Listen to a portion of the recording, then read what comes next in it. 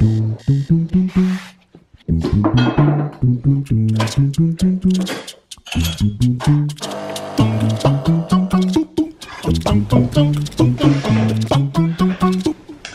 pas une bonne idée.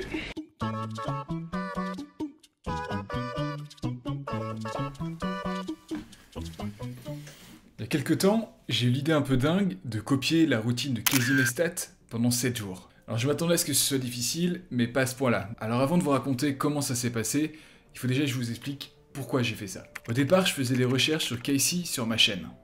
Can you read what that says? That is a fluorescent light that hangs above my office door that says work harder. It also says the same thing tattooed on my wrist. J'étais sceptique parce que pour moi, on est plus efficace lorsqu'on travaille intelligemment que lorsqu'on travaille beaucoup.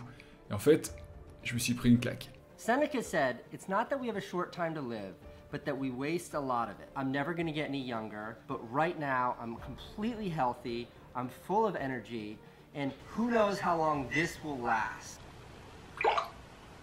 Et si en réalité, je ne faisais que survoler mon potentiel. Alors, il faut savoir que lorsque la vidéo est sortie, on est en 2015, et la chaîne YouTube de Casey s'apprête à devenir l'une des plus grosses chaînes de l'histoire. 3 million, 10 million, God! Après quelques jours, j'avais toujours cette idée en tête, alors j'ai décidé d'en parler avec mes amis entrepreneurs. Ce serait de copier Casey pendant 7 jours et voir si c'est un vrai impact sur ma motivation et sur mon efficacité. Le problème, c'est que Laura, elle va devenir folle, je la connais. Alors oui, parce que pour simplifier les choses, je vis en couple et je voulais pas prendre la décision seule. Et entre nous, elle avait pas l'air très emballée. Non. Non. Et pour bien comprendre ce défi, il faut que je vous présente la routine de Casey. 3 hours of exercise from 10 a.m. till 7 p.m. my work day. Family time. From 10 p.m. until 1 a.m. I'm back at work. And I sleep from 1 a.m. usually till about 5 a.m. 1 more hour of work. Ce qui paraît le plus dur, c'est pas la quantité de travail, mais c'est le manque de sommeil. Il y a énormément d'études qui montrent que lorsqu'on dort moins de 6 heures, on est sujet à des risques plus élevés d'obésité, de diabète de type 2, d'hypertension, de pathologie cardiaque et d'accidents. Sans compter qu'on devient plus irritable et nerveux. You understand? Mais j'ai quand même décidé de tenter le coup. Alors la première journée se termine, je suis plutôt content, je suis pas spécialement fatigué, je suis plutôt en forme. Demain matin ça va pas être la même chose, mais bon, on verra ça.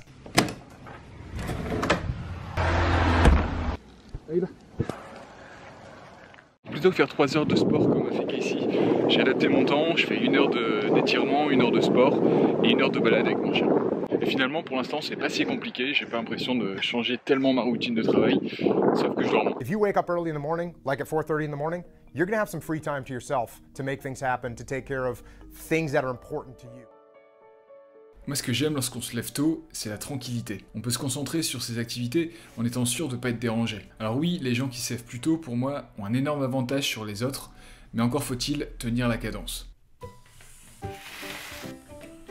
Alors ça, c'est une journée de 24 heures. Ici, on est sur le niveau d'énergie. Dans une journée normale, mon niveau d'énergie, il commence à 100% en début de journée et il termine à 25% à la fin de la journée. Donc il suit une courbe qui est linéaire.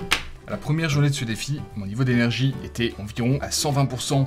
Quand on démarre un défi, il y a toujours l'aspect motivation qui entre en compte. Donc j'étais à bloc lorsque j'ai démarré ma première journée et j'ai terminé à peu près à 40% de fatigue. À la troisième journée, j'ai vu mon niveau d'énergie chuter en flèche au réveil. Et là j'étais à 70%, j'ai terminé environ avec un ressenti de 10%. Hier, en journée 6, j'ai commencé ma journée 40% et je l'ai terminé à 0%.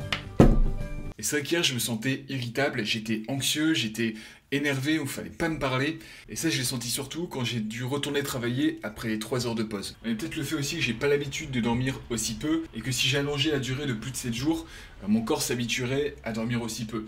Mais j'ai des doutes, je sens que c'est pas quelque chose qui est normal et quelque chose qui me fait du bien. Alors est-ce que le projet a été concluant? Clairement je n'ai pas l'énergie de Casey Neistat et c'est là où il se démarque de beaucoup de créateurs. Alors enchaîner les journées de travail comme ça a forcément dû lui demander des sacrifices personnels mais également des sacrifices pour sa santé. I was as burned out as anyone could ever be. And what burnout looked like for me, instead of just generically using the terms, like I was just kind of angry all the time. I was angry at everyone. All I was thinking about all the time was my work. 24/7. Par contre, c'est vrai, je comprends mieux comment il a fait pour produire autant de travail journalier de qualité pendant des années. Optimiser ses journées à tel point, c'est vrai que ça lui donne un avantage énorme. Il y a beaucoup d'entrepreneurs connus qui utilisent la même méthode et qui y arrivent. Mais est-ce que je vous recommande de suivre ce rythme de vie ?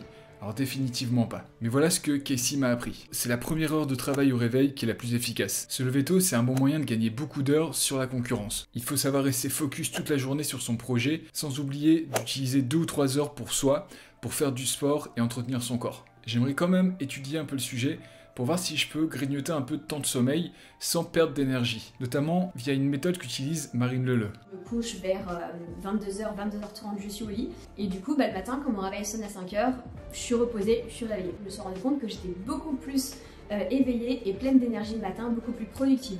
Je ne reçois pas plein de notifications, plein de mails, plein de messages, plein de choses comme ça.